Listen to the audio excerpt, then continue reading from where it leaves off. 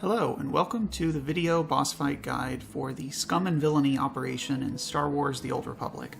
Scum and Villainy is the 5th operation in the game's history, coming right after the Terror from Beyond operation, and it is followed by the Dread Fortress operation. Scum and Villainy is also noteworthy in that it has the most boss encounters of any operation with 7. In this video, we're going to be covering all 7 boss fights and giving you the overview that you need to clear these bosses in story mode. Most groups will find Scum and Villainy to be a fairly easy operation, as most of the encounters are mostly tank and spank encounters with a few noteworthy mechanics that are not too difficult in story mode. The only encounters that may give some groups trouble are the last 2 boss fights, which are the Cartel Warlods, and then the last boss, who is Dread Master Styrak. The first boss fight encounter in Scum and Villainy is Dashrood, which takes place amidst the swirling sandstorm on Darvanis. Your group has to run into the sandstorm to begin the fight, so it's usually best to group up just in front of or just beside the 2 glowing lamps shortly after you zone into the instance, and you can gather there and get ready before you actually begin the encounter. One other thing to note, make sure you stop by the vendor and purchase one of the portable shields, because you may need that for the first encounter. Once the group's assembled and they're ready to go, you can head into the sandstorm to begin the Dashrood encounter. The boss won't appear until you click the portable shield generator, which is glowing in the amidst the first light post, which will activate a shield that protects the group from the howling sandstorm. You'll notice there's a debuff that everybody picks up as they're out in the sandstorm that gradually accumulates and deals more and more damage. So the overall goal is to minimize those stacks so that you don't take too much damage. Now, once Dashrood appears, you want most of your group, all of the DPS and healers, to put their backs towards the rock pillar that you can see there. Tanks will generally want to try to put their backs to the shield generator pillar. Dashrood does have a couple of different attacks. It includes a knockback, and it includes a punt up on the main tank, and then just kind of a regular cleave attack. So the overall goal for positioning is for the tanks to put their backs to the light post so they don't get knocked all over the place and avoid cleaving the group. The group puts their back to the rock wall so that they are not knocked out of the shield. Melee DPS have the toughest time for that, but generally just want to stay behind Dashrood as much as possible and save your gap closers if you get knocked out. Otherwise, it's fairly straightforward to heal through and damage. Now, periodically, the shield generator will run out of power. When that happens, a tank or a healer or just whomever should click on the portable shield generator, which will give you this portable shield, and then your group needs to take the shield charge to the next station. And so the group generally wants to stay inside this small portable shield to avoid picking up more stacks of the Howling Sandstorm dot. Now, try to avoid the yellow puddles because they will slow you as you move. Now, a couple of your players are going to get lost at this point and teleported out into the middle of the sandstorm and attacked by some ads.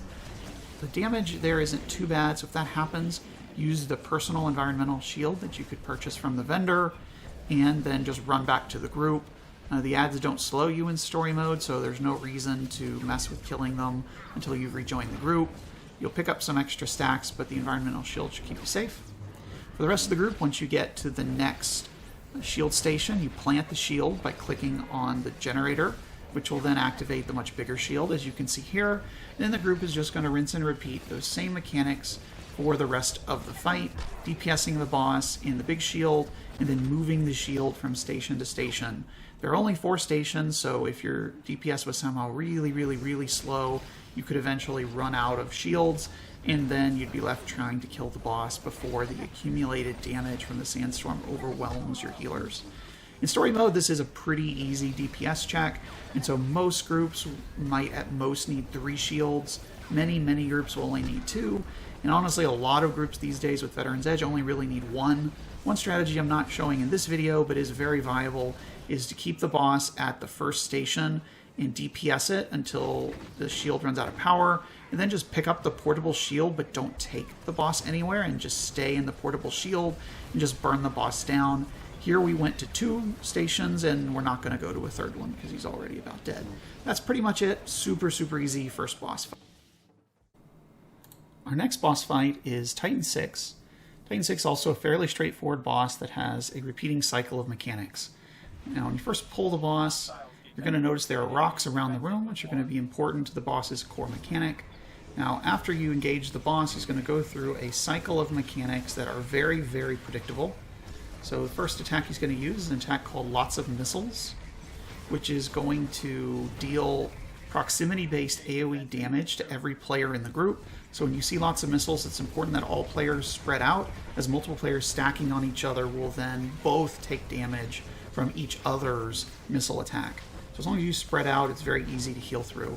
The next mechanic is going to be Airstrike, which is going to place a number of red circles on the ground that'll deal damage after a few seconds, so you just need to stay out of the red circles, and there may be a couple of them that come down, but just keep moving out of any red circles if you see them. The boss is then going to repeat the Lots of Missiles mechanic after a short time. The boss will also stun the tank, so you can use your stun break if you need it, or you can just take the damage. It's not difficult in story mode. Then the boss will do Lots of Missiles again, as I said. Then after he's going to do Launch. Now this is the main mechanic for this fight in story mode. When Launch happens, there's going to be a big AoE attack, as you can see. You'll notice there are these telegraphs behind each rock. So the way the mechanic is designed to work is you run behind a rock, which will cause you to crouch down. The damage is relatively low in story mode, so you don't really have to execute that mechanic. Here I'm tanking, and I just ignored it. The boss is then going to come down at the next location, and you're going to get a wave of these droid adds. So that what you generally should do is every DPS and healer should run near the boss to get all of those droids close to the boss where the tank can AoE taunt them, and then you can rely on AoEs and dot spread to kill it. Then the group spreads out again, Lots of Missiles, and then Airstrike, and then Lots of Missiles again, and then Launch. That's the cycle of mechanics. The tanks will also have to deal with being kicked, and that's the stun mechanic once per cycle. And that's pretty much the cycle of mechanics until you get the boss below 20%, which is going to be entering burn phase. One other thing I didn't mention is that in the middle of each phase, you're going to get 2 floating adds. So whenever that happens, try to group those up near the boss where the tanks can get a hold of them. Otherwise, you can either assign DPS to burn them down, or you can leave them up until launch, and you can let your ranged DPS burn them down while they're hiding behind a rock during launch. The boss, as you can see, rotates around the room each launch. The positions are effectively north, south, east, and west around the perimeter of the room, and if you haven't pushed him by then he'll then move to the middle of the room. Again, with Veteran's Edge and the way that story mode operations are tuned in the game right now, most groups will push Titan 6 by the time they get to the 3rd position, like we did as soon as he came down. So when you get to burn phase, it's a little bit different. The boss starts doing that Lots of Missiles, periodic missile attack continuously. So everyone in the group is going to take that damage. You want to avoid stacking. Some groups don't understand this. You should spread out. And then in the proximity of the boss, it does this fire ring of damage. So you should generally, if you're a tank or melee DPS, try to stand in a position where you're not in fire to help reduce the damage taken. So it's compared to the earlier part of the fight is a little bit more difficult to heal, particularly if you have a lot of melee DPS. So you want to save a lot of your raid buffs, and it's a fairly quick burn to kill it, and that's it for this fight. Third boss fight is Thrasher. So Thrasher is a giant charger boss. It's fairly straightforward in story mode and goes very, very quickly. So the first thing you need to note in here is that you'll notice there's a ring around the room. There is a platform going around that upper area that can become important depending on your team strategy in this fight, and becomes particularly relevant in higher difficulties where the mechanics are a little bit different. Now when you pull Thrasher, he has a knockback and a cleave, so you definitely need to face him away from the group. Generally your tank wants to be not with their back directly against one of those gates, but just to the right of it along that kind of elevated arch-like gateway. That also ensures the boss has a knockback that's a kind of a punt up. And so you want to make sure that the tank doesn't get punted away from Thrasher, because if the player with aggro is too far away from Thrasher, then Thrasher will chain spam this large AoE attack that you want to avoid. So anyway, the tank grabs them, puts their back against the wall, and that is essentially their positioning for the entire fight. Now for everybody else, this is largely a tank and spank with a few other things to watch out for. You've seen a few of these already if you're watching the video. So one thing that's going to happen is Bo Zarin, who is Thrasher's trainer, is going to summon sniper adds. You can see one here along the left. There are 3 of them per wave, and they appear in one of the 4 corners of the room along the elevated platform. Now, the simplest way to deal with these ads in story mode is just to have range DPS rotate over to that corner and burn them down. The positioning and range can be a little bit tricky, and so sometimes you can be in range of them but be unable to target them. So if you just move around a little bit, you should eventually be able to, or you can manually target AoE attacks as well. Melee DPS, and if you have an off-tank, can also help. They can use gap closer, leaps, and teleports to leap up top and then attack them directly. There's also, you can just kind of see it, there's a little green floating icon in each corner that's a heal. So if a melee DPS or tank leaps up there and they take a lot of damage, they can run over there to get a heal. Otherwise, if you do go up there, make sure you stay relatively close to the edge where you have line of sight with one of your healers if you need it. But again, most groups have plenty of range DPS and you can just leave them to burn them down, no big deal. The only other mechanic the group really needs to watch out for is the Mercenary Firebug. And so you notice there's a red announcement in Ops Chat there that the Mercenary Firebug is targeting some player. So you can see that ad that spawned is now running over to the corner. The player they target is going to get a little blue circle under their feet to note that they've been targeted along with the Ops announcement. And what they should do is move away from the group, preferably to a wall. And the Firebug's going to spawn and run over to that player. As soon as the Firebug gets within melee range of the targeted player, the Firebug's going to stop moving and kind of crouch down. About a second or two later, there's going to be a large explosion, and there's going to be a persistent fire AoE that will appear on the ground and will persist for the majority of the fight. So you just want to keep that out of the group and pull it to the wall or away from the group. It's no big deal. And then just burn down the boss. It goes very quickly in story mode these days, and then clean up any snipers, and you're all done. Okay, the next boss fight is the Operations Chief, for which the primary objective is infiltrating Oasis City. Now, if you look here on the map before you enter the area, you'll notice there are 4 objective markers around the room. There's a red team, a green team, a yellow team, a blue team, and then there's the exit into the Operations Chief's headquarters. And so the primary objective for the team here is to defeat those 4 teams, which will unlock the shield to let them get inside the Operations Center to actually fight the Operations Chief. Now, everyone should stay here until the group's ready, because once you click the button here, you're going to start the encounter, which starts a 10-minute clock for which the team has that time limit to make their way through the Oasis City area. If you fail to engage the Operations Chief in combat before that timer expires, then the group will wipe. Now, this is a super easy timer to meet in story mode. It's not anything that anybody should be worried about. Timer gets quite a bit more challenging in veteran mode, and especially so in master mode. It's really easy in story mode. So the usual strategy for this fight in story mode is a little different than higher difficulties. The way it's designed is that the group should divide up into 4 teams, and each team takes a different color. So in 8-man, it's 2 people per team. In 16-man, it's 4 people per team. In 1 team for red, 1 for green, 1 for yellow, and 1 for blue.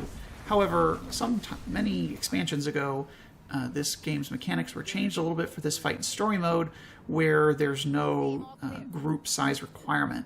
So in higher difficulties, if you bring too many people to one team, you'll automatically wipe. That requirement does not exist in story mode, so you can do what's kind of generally called supergrouping, where you take the entire ops team to each color in sequence. So you go to red, then you go to green, then to yellow, then to blue, and just kill them all, which makes it trivially easy. In fact, the primary challenge for this fight is trying to get your group to avoid pulling the ads, because these battle droids take a little bit of time to kill, which is tedious, and they just respawn, so killing them doesn't really give you any benefit other than making it impossible for you to mount up again. So usually if you want to get through this quickly, it's best to remind your team to take their time moving through the area and stay well clear of the droids so that it doesn't just take longer. When you get to green, they're up here on the ramp. Again, you can just run up to them. In higher difficulties, these groups each have slightly different strategies for how to deal with them, but in story mode, they deal very little damage and they die very quickly, especially with the whole group, so it's not really worth worrying about. Here you can see we pulled an ad from up top, which is probably a tab targeting error. Honestly, the prog for this fight is really just, how many droids are you going to pull? Now, if your group's serious about avoiding them, the only real tricky one, if you're actually trying, is that one there, where you want to hide behind the crate. In most groups, we'll need to wait for a patrolling droid to move past that area before you go in. The yellow team is here inside the building, and again, there's a strategy for this because you have a healing ad and then a pyro, so usually you want to deal with interrupts and higher difficulties. In story modes, you can just bring them down, no problem. Now, it's worth noting, for most groups, when you leave this area, the droid patrolling out there, its position can desync, which can mean that groups, no matter what you do, will pull it. So in story mode, you usually want to just pull. See, there he thought he was there, and then suddenly he was somewhere else. So that's pretty typical. So most groups will want to plan on destroying this ad. One thing to note, if you do happen to divide up into groups, is that once you reach a certain point, you can just ignore the ads and just run to the door, because once you exit Oasis City and enter the Operations Center, the droids will not follow you. The last group here is blue, which is around the corner. The only thing you know about them is they'll eventually channel a knockback strike attack. So usually you'll kill them before they do it. There you can see the channel there and a couple of us getting punted. It doesn't deal that much damage in story mode, so you can mostly ignore it. Now once you kill all 4 of these, you'll hear an audio cue indicating that all 4 groups have been defeated. Then you can go around the corner and go in here. You can see the 4 icons on the left there. If you had not killed all 4 groups, you would see the color corresponding to which group was left, and the shield would be up so that you would not be able to go in. So here we have one droid following us. We're just going to ignore it and run in. Once the entire group gets in here and runs in far enough, the droids outside will de-aggro and you will leave combat so that you can heal up, you can regen, you could swap gear, I guess, if you wanted. The main thing to watch out for is the debuff there on the various character bars. That indicates your timer, so you can pretty easily mouse over it to see how much time you have before you fail the encounter. Story mode, you're going to have plenty of time. Once the group is ready to pull the operations chief, he is very, very straightforward with just a few mechanics you need to watch out for. His main attack is going to be a cast attack called Terminate. There is a strategy in higher difficulties to kite him around that circular tube there to the right of those computer consoles. The main mechanics are the mass explosive probes, which applies a debuff to players that they can and should cleanse if they can. The other main mechanic is the rail turrets. They'll be spawned 1 per corner of that little orangish platform area there where most of the group is standing. So anytime rail turrets spawn, melee DPS should kill the ones in the front corners, range DPS should kill the ones in the back, and then return back to the boss. Boss also has a knockback, as you saw, as well as a stun that's being applied in his proximity. So melee DPS and tanks, this fight's kind of annoying, but it goes by pretty quickly. Range DPS could ignore a lot of that stuff and just deal with the rail turrets and the boss. And that's really it. This fight is super, super easy in story mode.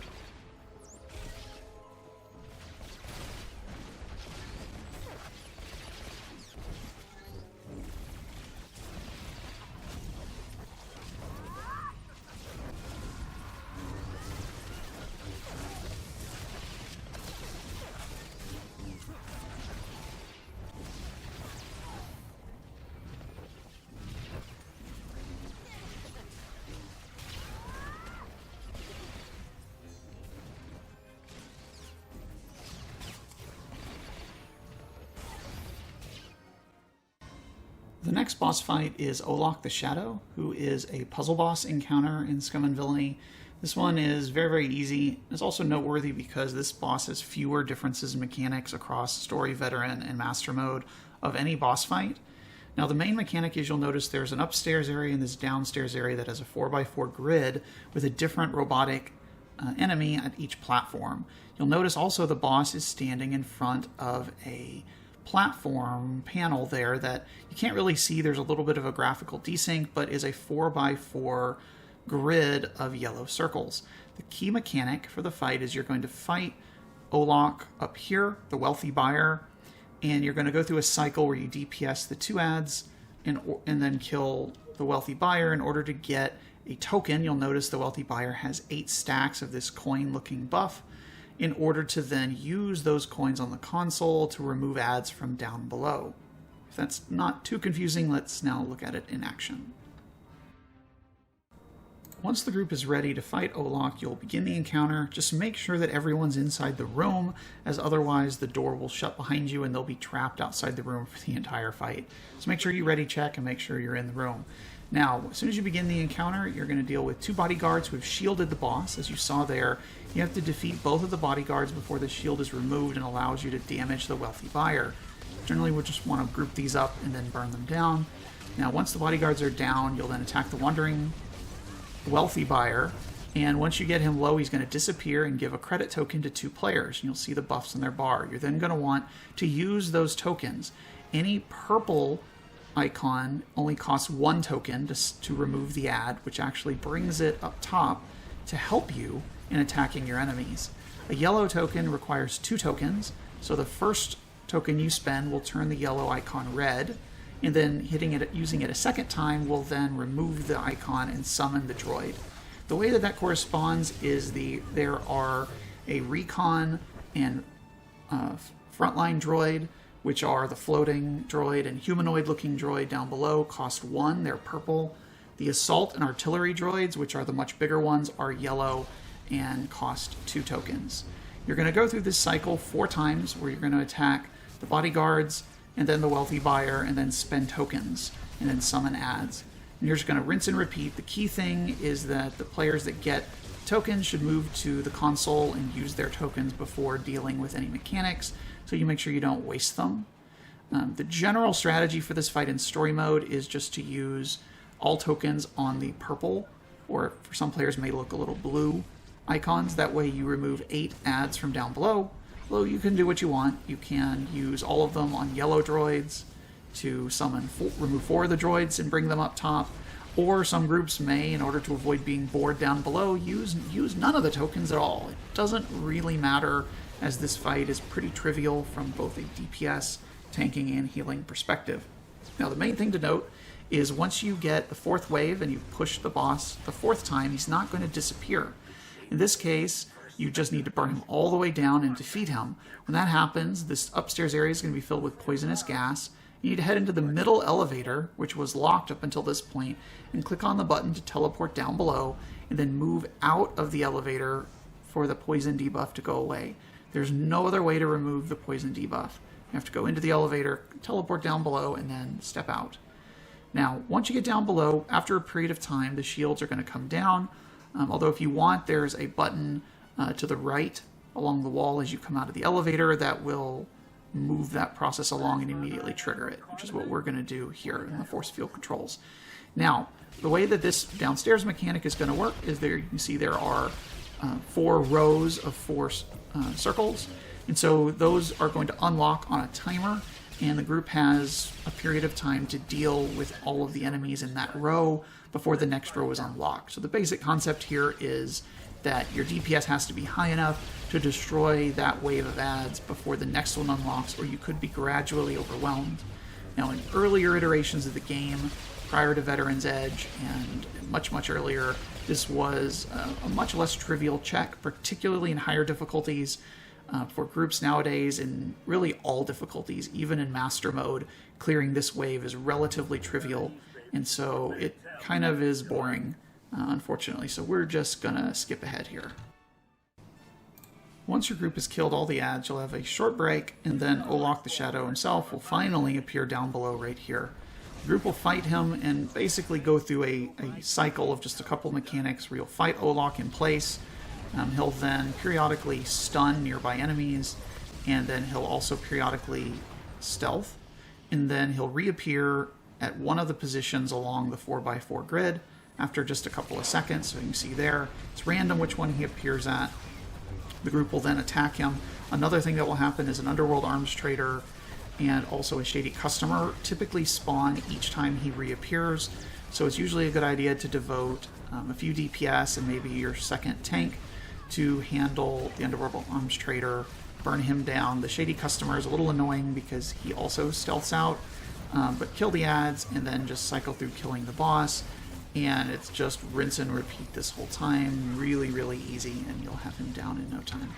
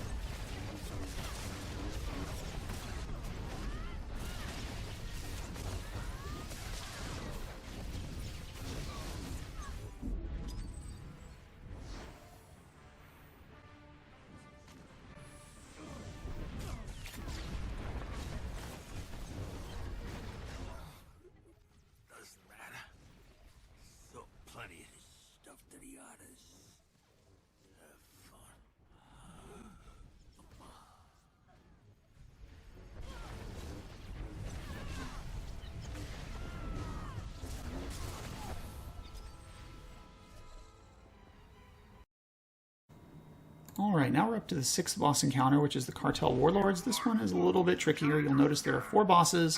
You're generally going to want to have 2 tanks. One should pick up Tuchuk. Here's marked with shield. The other should pick up Sunder, who's marked with flame in this particular pull. And your tanks for the first half of the fight are going to want to be kiting them and just kind of running away from them, holding their aggro to help minimize damage. For the rest of the group, your kill order is going to be Captain Horik, Gar, then Sunder, and then finally Tuchuk. Now the way this fight works, as you clear each phase, the bosses add new mechanics. So Horik's main attack is he will target a person with a cleave, and you'll notice that Captain Horik is firing in so-and-so's direction. When that happens, he fixes a conal attack at that player and then doesn't move it. So if he targets a player standing with the group, the entire group will take cleave damage from that attack. So generally you want to stay relatively close to Horik and then move out of the way if the cleave is aimed in your direction. Meanwhile, the tanks are still kiting Tuchuk and Sunder. Tuchuk does leap to you and immobilize you briefly, so he's a little more annoying. Now, once Horik goes down, the group should move on to Gar. Gar is a little tedious in that he'll periodically stealth out and teleport to a random player. So generally you want the group to stack together in kind of the back corner. Where the group's positioned in this pull is pretty good positioning. The idea here is to be well away from the player who's tanking Sunder, who should be kiting him in kind of the front half of the room. The reason this is important is because Sunder adds a mechanic in this phase called Fixate.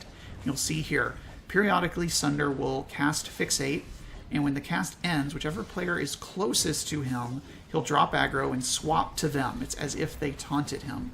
So the basic strategy is the tank should kite Sunder along the back half of the room and try to kite him in such a way that every time he uses Fixate, that tank will be the closest player to Sunder. If it doesn't work, like if the healer gets a little too close or ranged DPS are too far back, just save your taunts for that instance and just immediately taunt Sunder back. He hits the hardest of any of the bosses, so if he fixates to a DPS or a healer and starts smacking them, it's really going to hurt. Particularly in 16-man, even in story mode, he can kill a DPS pretty quickly. Now, after Gar is dead, then the group will go on to Sunder. This can be a little bit dangerous even in story mode because the Fixate mechanic continues. So here there's a little bit of a choice for your group depending on what the ops lead and the team wants to do and how many melee DPS you have. You can continue to kite Sunder, which will keep the damage lower on tanks. However, it's a bit riskier in that that almost guarantees that a melee DPS is going to be the person to be fixated, and so you have to be quick in taunting back. Now notice I made a mistake here. Tuchuk adds a knockback mechanic at this point, and you want to stay away from the fence at all times for all players. And here I did something silly and wasn't paying attention and got punted into the fence. And you may have seen I took a debuff on my bar, which meant I took extra damage. So don't do that. Stay away from the fence. You'll also notice we've lost a player or two here. This is relatively common and is all about being quick with your taunts. Particularly groups only run with one tank may struggle and lose a few people in this phase because Sunder hits really, really hard. So the best solution is, again, having a tank do it with a taunt or having a DPS with taunt do it. Another thing to note if you're going to adopt the kiting strategy is you're not going to be dealing a lot of damage to Sunder, which also means you're not going to be building up a lot of threat. So it's a good idea, especially if you're a DPS with taunt or even a tank. If you're responsible for kiting Sunder, pretty much taunt him on cooldown while you're defeating the first 2 bosses. If you're an AoE, if you're a tank, that's particularly safe in that you can taunt him regularly, and if for some reason Fixate gets messed up, you can use your AoE taunts. Because you always want to have a taunt available if you're kiting Sunder, but the more often you can use your taunts, the better. So sometimes it's a good idea just to taunt automatically anytime you get Fixate happens. Tuchuk is really easy, and he went down in the time I was explaining the other mechanics. Tuchuk's main mechanic in the burn phase is he has a stacking buff that causes him to deal more and more damage, which makes it a race to kill him before he overwhelms the group. It's pretty easy in story mode. He also summons these 3 Cartel Lieutenants, so the basic strategy here is the group stacks up, burns down Tuchuk, healers only have to heal the main tank for the most part, then after that's done you kill the 3 Cartel Lieutenants who are not particularly dangerous, and then you're done. It's worth noting if you do the kill order in different ways, you'll get very, very different mechanics. This is the simplest and easiest recommended in story mode, so stick with this unless you're really looking for some memes. Okay, now we finally made it to the last boss, Dreadmaster Styrak. Now there's a bit of an introductory phase to this fight. You'll notice there are a bunch of Dread Guards. These are actually 4 waves of 5 adds each. Each wave has 4 Dread Guards, 2 on either side, and then in the middle of the wave is a Dread Guard officer. These waves will aggro one at a time as long as you stay away. So the strategy is taunt one of the enemies in the first wave and let them come to you. AoE them down. It's best to focus your DPS on the Dread Guard officer because it will spam heals for the rest. Once that wave is down, the next wave will come to you. Again, stay in the back. You don't want to aggro all 4 waves at once, or most groups will really struggle because those Dread Guard officers can output a lot of heals. And so you don't want to have to deal with 4 of them up at once. Once the second wave is gone, the third wave will aggro, you burn it down, and then the last wave will aggro. When the last wave aggroes, the group can just move in. The main thing to note here is that if you do wipe in this fight for some reason, when you come back in again, you'll just have the last wave. So you only have to deal with those 4 waves the first time that you pull. As soon as you finish this wave, the Kel Dragon will come down. Kel Dragon has a few mechanics, but is fairly straightforward to fight. The main thing is you want the tank to pick up the Kel Dragon, and the best positioning is going to be along one side of the room. The most common tanking position is around here along the pond on the left. You'll notice there's water on the left and the right. If you walk into it, it is an exhaustion zone, so you'll take steadily increasing damage and eventually die if you stand there. Now, the reason we're positioning the boss this way is because of Acid Spit. The boss has Acid Spit and a knockback, and so you want to kite the spit out of the group. The knockback's not too dangerous. The boss will also periodically do this Spines channeled attack for 15 seconds. It is a AoE-based attack that spits out these spines in a conal attack. However, it's worth noting that a player standing in front of another player will protect the player behind them. Basically, they get hit by the spines and they do not keep going. So your tanks should try to stand right in front of the group. The boss has a really big hitbox, so stand really, really close. Now, another thing you'll see happening here is Dreadmaster Styrak. A ghost of Styrak will appear and will pull the player with the Kel Dragon's aggro to them and choke them.